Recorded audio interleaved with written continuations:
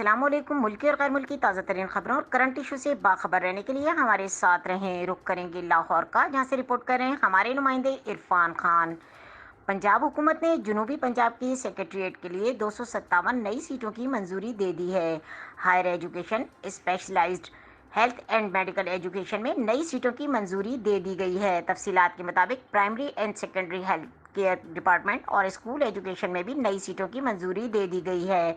Higher education جنوبی پنجاب میں 53 نئی نشستوں کے لیے 12 کروڑ 59 لاکھ سے زائد کا بجٹ منظور کیا گیا۔ اسکول ایجوکیشن جنوبی پنجاب میں 59 سیٹوں کے لیے 18 کروڑ 45 لاکھ سے زائد کے فنڈز کی منظوری دی گئی ہے۔ حکومت پنجاب کی جانب سے جنوبی پنجاب کے محکمہ specialized health care and medical education کے لیے 71 سیٹوں کا اعلان کیا گیا۔